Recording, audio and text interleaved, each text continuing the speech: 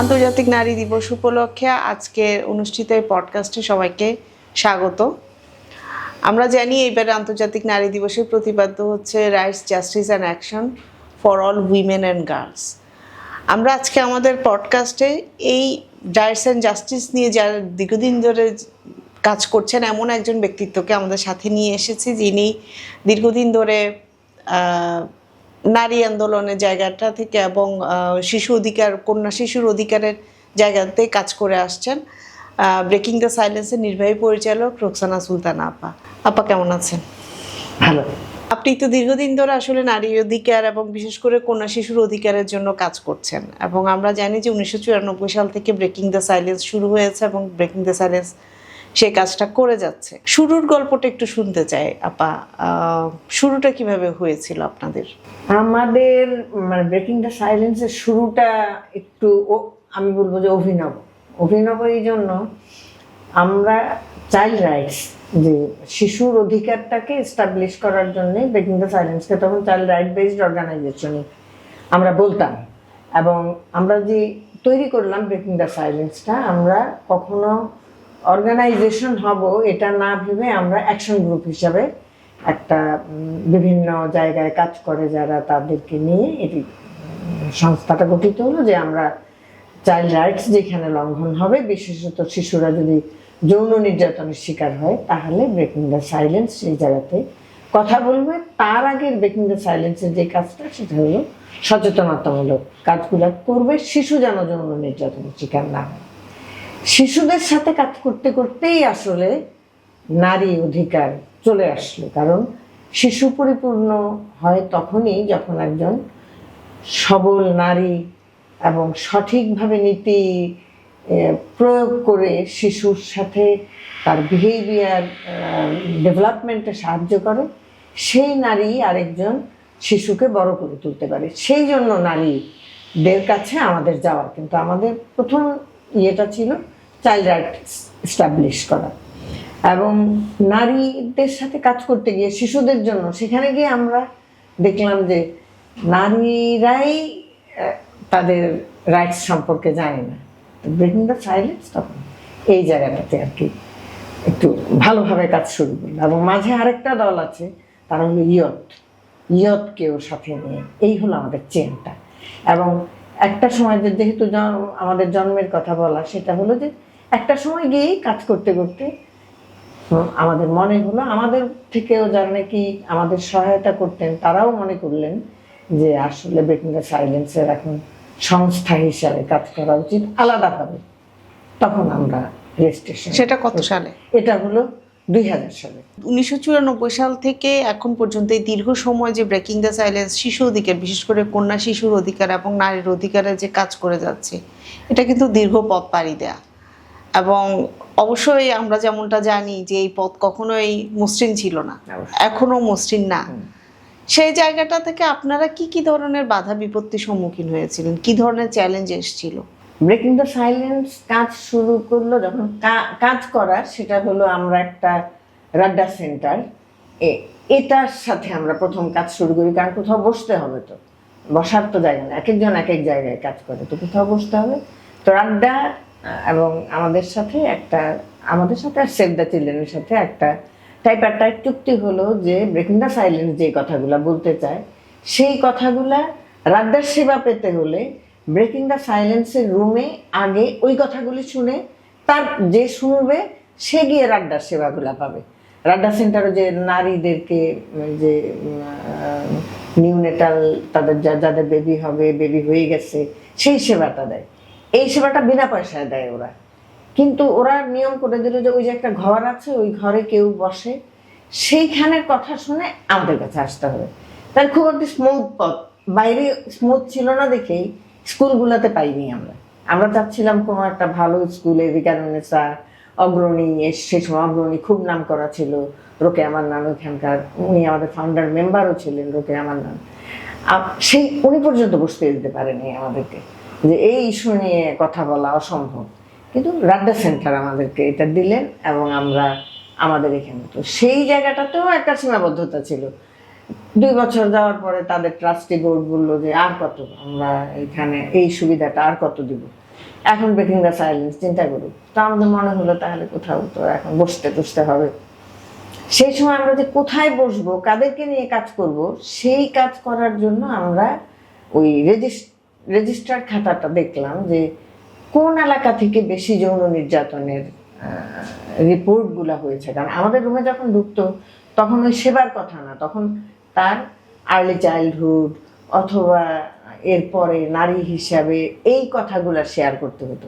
আমরা দেখলাম যে আমরা মিরপুরের যে এলাকাটাতে কাজ শুরু করলাম, বাউনিয়াবাদ, সেই জায়গাটার থেকে সবচেয়ে বেশি যৌন নির্যাতনের শিকার কিশোরী এবং নারী, তারা বড় হয়ে গেছে, এবং শিশু তারা আছে। তখন আমরা সেইখানে কাজ শুরু করলাম, সেখানে কমিউনিটি আমাদেরকে ঘর দিল এবং অদ্ভুতভাবে হলো সেখানে আমাদেরকে সহায়তা করলো 15টা কিশোরী।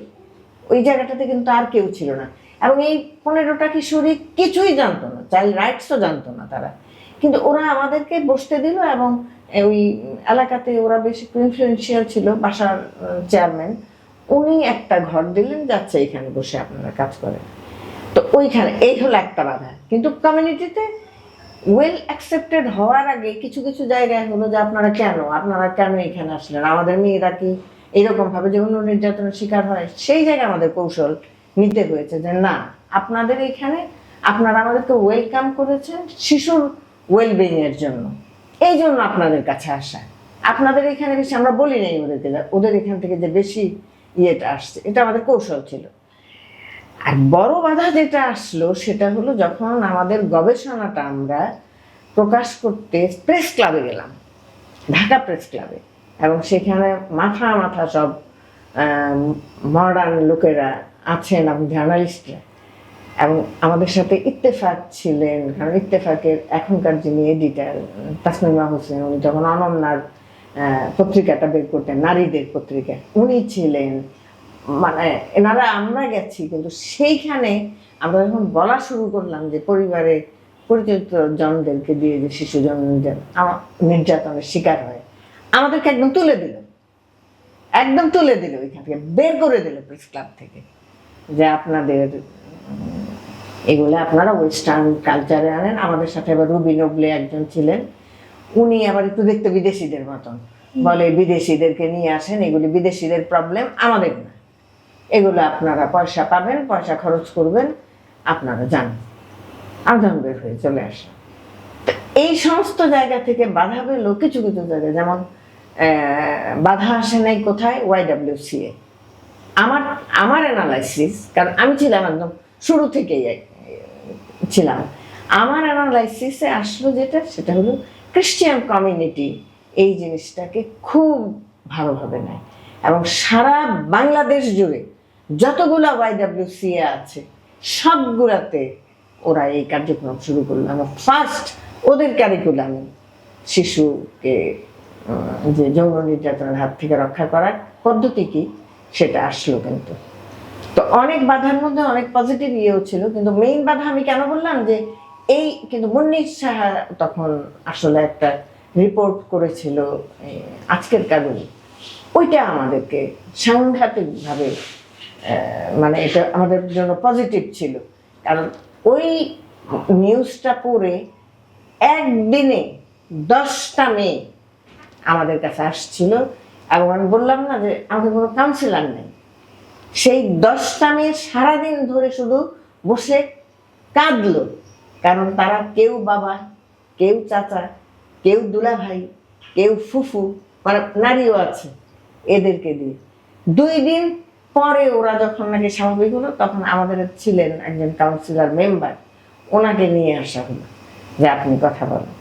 এই তারপরে বেগুনটা সাইলেন্স। তো বাধাটার যদি দেখি তাহলে আসলে অনেক বেশি সামাজিক সাংস্কৃতিক বাধাগুলাই আসলে কাজের জায়গাটাতে, যেটা আসলে আমরা এখনো দেখতে পাই।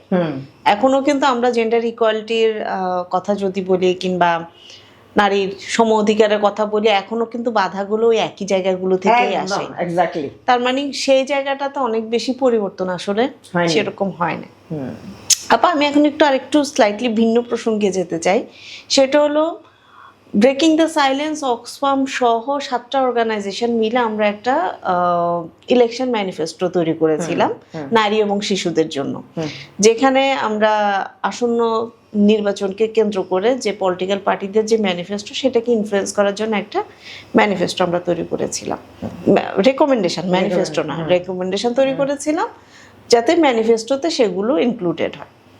এখন আমরা সকল পলিটিক্যাল পার্টি ম্যানিফেস্টো প্রকাশ করেছে, নির্বাচনও হয়ে গেছে।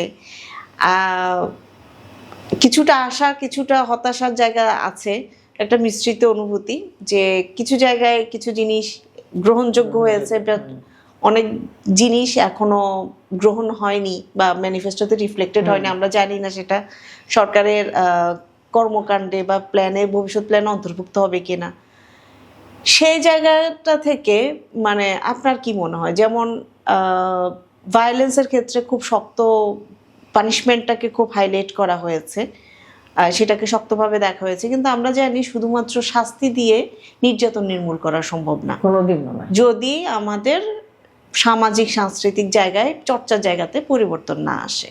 তেমনটা যেমন শিশুর, বিশেষ করে কন্যা শিশুদের স্কুলের ড্রপ আউটের জায়গাটাতেও শিক্ষাক্ষেত্রে বাজেটের বরাদ্দ বাড়ানো হয়েছে, কিন্তু ড্রপ আউটের যে বড় কারণ বাল্যবিবাহ কিংবা ওয়াশ ফ্যাসিলিটিস স্কুলে, আমরা জানি যে এগুলা নিয়ে দীর্ঘদিন ধরে কাজ হচ্ছে, সেই জায়গাটাতে তো অত বেশি ফোকাস নাই। তো আপনার কি মনে হয় যে এই পরিবর্তিত সরকার এখন নতুন করে শুরু হয়েছে একটা আমাদের দেশে, এই অবস্থাটাতে আমাদের সিভিল সোসাইটির কোন জায়গাগুলোতে ফোকাস করা উচিত, আমাদের কাজের জায়গাগুলো কোথায় হওয়া উচিত এখন এই মুহূর্তে, আমাদের এখনকার কনটেক্সট চিন্তা করে এবং রাজনৈতিক অবস্থা চিন্তা করে? যেদিন আমরা এই মোর্চা থেকে যে অনুষ্ঠানটা করলাম, পলিটিক্যাল দলের ওরা যে এসেছিলেন, সেখানে আমরা আমাদের গবেষণার একটা আমি উল্লেখ করেছিলাম যে একটা সরকারের বা একটা দেশের পরিস্থিতি নির্ধারণ হয় ব্যারোমিটারটা হলো সেই সমাজে বা সেই দেশে নারী ও শিশুদের পরিস্থিতিটা কি, এইটা দিয়ে ব্যারোমিটারটা তৈরি হয়। আমি ঠিক এই মুহূর্তে দাঁড়িয়ে দেখতে পাচ্ছি একদম ভালো না। খুব সম্প্রতি যেই ঘটনাগুলো ঘটে যাচ্ছে এগুলা একেবারে পয়েন্ট আউট করার মতন।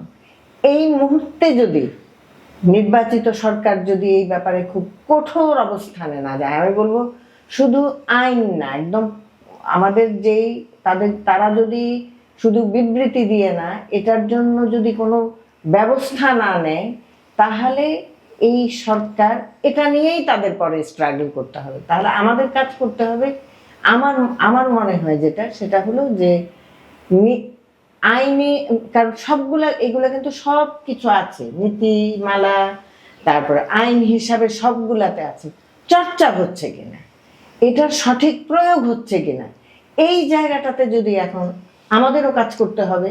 এখন ওই যে আমি বললাম তো, একটা মানববন্ধন করে আসলে জাস্ট আমার কাছে অনেক সময় মনে হয় যে এটা আসলে ইউজলেস হয়ে যায় অনেক সময়, কারণ একটা মানববন্ধন করার পর এটা আসলে ভুলে যায় একেবারে সরাসরি সরকারের কাছে গিয়ে। কারণ আমরা যেই শুধু এরকম আরো কিছু মোর্চা হয়েছে, আমরা যদি একত্রিত হয়ে গিয়ে এইগুলা যদি তুলে ধরি যে এই হলো পরিস্থিতি, সেটা এডুকেশন হোক, কারণ এই সরকার বলছে যে নারী শিক্ষার উপর জোর দিবে, এই সরকারের আছে, তাহলে কতটুকু আপনারা কি শুরু করলেন?